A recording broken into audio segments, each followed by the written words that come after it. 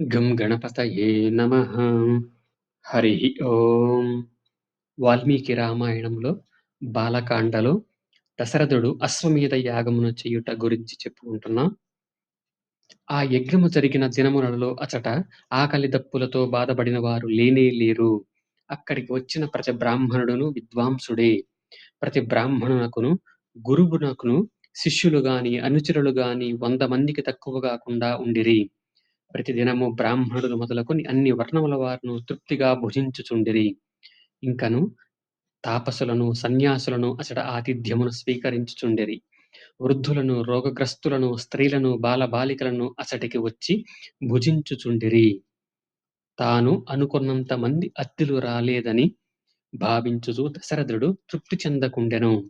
అందరికిని భోజన పదార్థముల వడ్డింపుడు వివిధములకు వస్త్రములను దానము చేయుడు అని మంత్రులు ఆజ్ఞలను ఇచ్చుచుండగా అచ్చటి వారు ఎల్లరకును అన్న వస్త్రములను వసంగుచుండిరి. పాక శాస్త్ర ప్రకారము ప్రతిదినము సిద్ధపరచబడిన భక్ష్య భోజ్య లేహ్య చోష్యాదులతో కూడిన అన్నరాశులు పర్వత ప్రమాణములలో అచ్చట కన్పట్టుచున్నను. ఆ మహారాజు గారి యజ్ఞమును చూచుటకై వివిధ ప్రదేశముల నుండి స్త్రీలు పురుషులు విచ్చేసిరి. వారందరికిని షడ్రసోపేతములైన భోజనములను ఏర్పాటు చేసిరి. మధురమైన భోజన పదార్థములు అపూర్వమైన అతిథి మర్యాదలు మమ్ము ఎంతగానో సంతృప్తి పరిచినవి. మీకు శుభమగుగాక అని బ్రాహ్మణోత్తముల ప్రశంసా వచనములను దశరథుడు వినెను. చక్కగా వస్త్రాభరణములను ధరించి పురుషులు బ్రాహ్మణులకు భక్ష్యాన్న పానాదులను వడ్డించిరి. ప్రకాశించుచున్న మణికుండలములను దాల్చిన మరికొందరు అతిథి సేవలలో వారికి సహాయపడుచుండిరి. వాక్చతురులను ప్రజ్ఞాశీలులను అయిన బ్రాహ్మణులు హోమ కార్యముల మధ్య విరామ సమయములలో ఒకరికొకరు జయింపవలెనను ఉత్సాహముతో హేతుబద్ధములైన అనేక వైదిక చర్చలను గావించుచుండిరి. ఆ యజ్ఞమునందు ప్రతిదినము సమర్థులైన బ్రాహ్మణులు సవనత్రయాది సర్వకర్మలను వశిష్ఠాది మహర్షుల ప్రేరణచే శాస్త్రోక్తముగా ఆచరించుచుండిరి. ఆ దశరథ మహారాజు గారి యజ్ఞ సభలో ఆసీనులయ్యున్న బ్రాహ్మణోత్తములందరును శిక్షా వ్యాకరణాది షడంగములలో ఆరితేరిన వారే. వ్రతనిష్ఠాపరులే. పెక్కు శాస్త్రములలో పారంగతులే. శాస్త్ర చర్చలలో సమర్థులే. ఆ యజ్ఞమునందు యూపస్తంభములను నిలబెట్టవలసిన సమయము రాగా 6 మారేడు యూపస్తంభములు, చండ్ర స్తంభములు 6, అట్లే మోదుగ స్తంభములు, పిదప విరిగి చెట్టు స్తంభమొకటి, దేవదారు వృక్ష స్తంభములు 2 నిలబెట్టిబడినవి. ప్రతి 2 యూపస్తంభముల మధ్య బారడేసి దూరము ఉండును. ఈ యూపస్తంభములన్నియును యజ్ఞ శాస్త్రజ్ఞులచే యజ్ఞములను నడిపించగల అనుభవజ్ఞులచే యజ్ఞ శోభలను ఇనుబడింపజేయుటకై బంగారు తొడుగులతో అలంకరింపబడినవి. నిల్పబడిన యూపస్తంభములు 21, ప్రతి యూపస్తంభము 21 మూరల పొడవున ఆరత్ని అంటే మూర రూపొందబడినవి. ప్రతి స్తంభమును వేర్వేరుగా వస్త్రములతో అలంకరించిరి. ఆ యూపస్తంభములన్నింటినీ హెచ్చుతగ్గులు లేకుండా చక్కగా దృఢముగా చిల్లులు మొదలగు లోపములు లేకుండా 8 అంచులతో నునుపుగా చూడముచ్చటగా శిల్పులు సిద్ధపరిచిరి.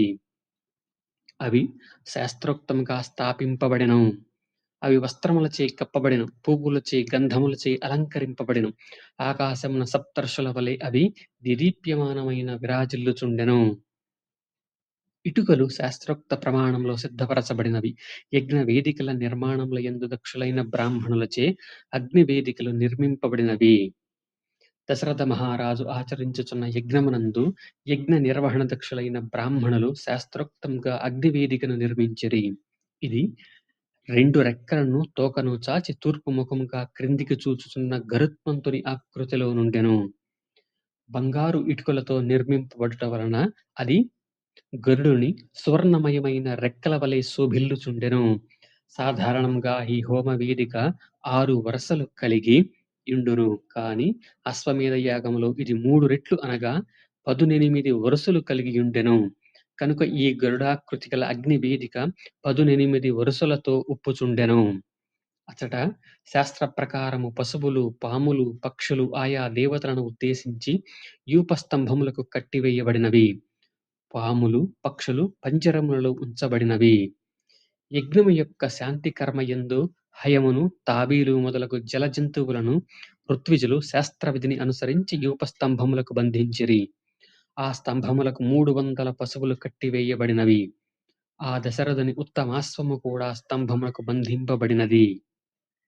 కౌసల్య, సుమిత్ర, కైకేయి అను దశరథుని భార్యలు ముగ్గురు ఆ యజ్ఞాశ్వమునకు పూర్తిగా పరిచర్యలు చేసి దానికి సవ్యములుగా ప్రదక్షిణమునర్చి సంతోషముతో దానిపై బంగారు సూదులతో 3 గుర్తులు పెట్టిరి.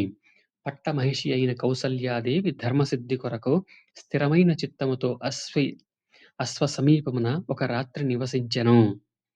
దశరథ మహారాజు శాస్త్ర విధిననుసరించి దక్షిణగా పట్టమహిషిని, బ్రహ్మయ్యను ఋత్వజునకు, వావాతను, హోతకును, పరివృత్తిని, ఉద్గాతకును, పాలాకలిని అధర్వణుకు ఇచ్చెను. పిమ్మట ఆ నలుగురు ఋత్విజులు వారిని పతులవలె చేతులతో తాకిరి. అనంతరము రాజు ఆ ఋత్విజులకు ప్రత్యామ్నాయ ద్రవ్యములను ఇచ్చి పట్టమహిషి మొదలగు నలుగురిని తిరిగి గ్రహించెను. జితేంద్రియుడును ప్రయోగ నిపుణుడు అయిన ఋత్విజుడు అశ్వకందమును పెన్నీరు గడ్డను గైకొని శాస్త్ర ప్రకారముగా దానిని వండెను. దశరథుడు హోమ సమయమున శాస్త్రోచితముగా తన పాపములను తొలగించుకొనుటకై దాని యొక్క పొగను వాసన చూచెను. బ్రాహ్మణోత్తములైన 16 మంది ఋత్విజులు ఆ అశ్వమేధ యాగమునకు సమకూర్పబడిన హవ్య ద్రవ్యములను, మంత్రములను పఠించుచు అగ్నిలో వ్రేల్చిరి. అశ్వమేధేతర యజ్ఞముల యందును హవిస్సును జువ్వి చెట్ల శాఖల యందు శుద్ధి చెయ్యుదురు.